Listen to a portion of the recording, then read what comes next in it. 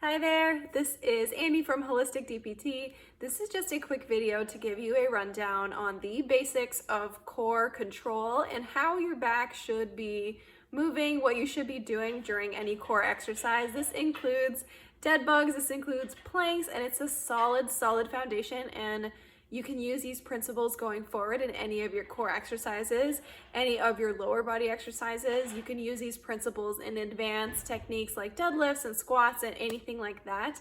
Super important if you are somebody who experiences low back pain or has ever experienced low back pain, if you're postpartum, if you've had major abdominal surgery, if you've had any kind of pelvic floor weakness too, these are important basics to master. I cannot stress that enough.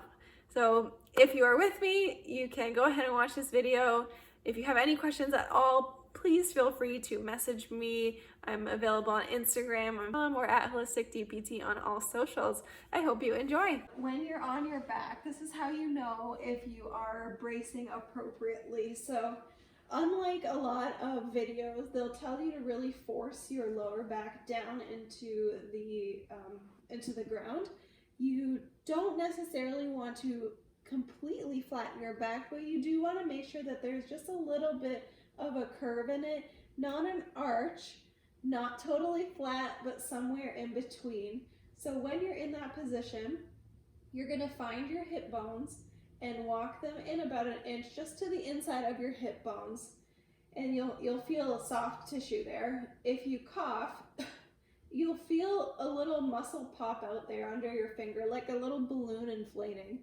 So now the goal is to get that same feeling of that balloon inflating without coughing.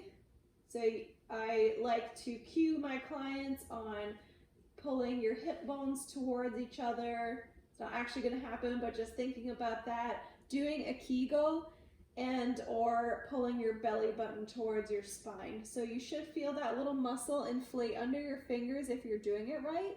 And then the trick becomes to hold that but not hold your breath.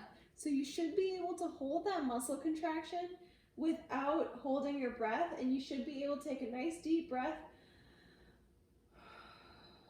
and that muscle contraction won't change under your fingers. So then when you do your dead bug, say, you start with that muscle contraction. You can keep your fingers there if you'd like, and then as you reach out slowly, you'll feel when your back starts to move or when you lose that contraction, that's when you want to bring your knee back in. So if you notice when you straighten your leg out, you feel your back contracting, just don't reach your leg as far and work on keeping that core nice and still. Just like that. And then you can always obviously add the arms to that. And then when you are doing your, say, your reverse crunches or your hip lifts, same principles apply. So that little triangle you do, or the support you give under your tailbone, is just a crutch, kind of, I like to think of it. It's a way of artificially creating that flexion in your spine, but eventually you should be able to hold it there without relying on your hands to keep your spine flexed. So like we talked about, if you're doing your reverse crunches with straight legs and you're noticing your back lifting or you're noticing discomfort in your low back, that's not good. We don't want that. So you want to do it with bent legs maybe, really slow it down, and that will help build that core control you need to then do more advanced exercises. And say, on that note too, when you're in your plank, we'll say your front plank, I like to start with the tuck first and then come up onto your elbows and then come up onto your knees. So as you fatigue, you might start to feel like you drop a little bit. It's okay to drop down to your knees as long as your back stays nice and flat and nice and controlled.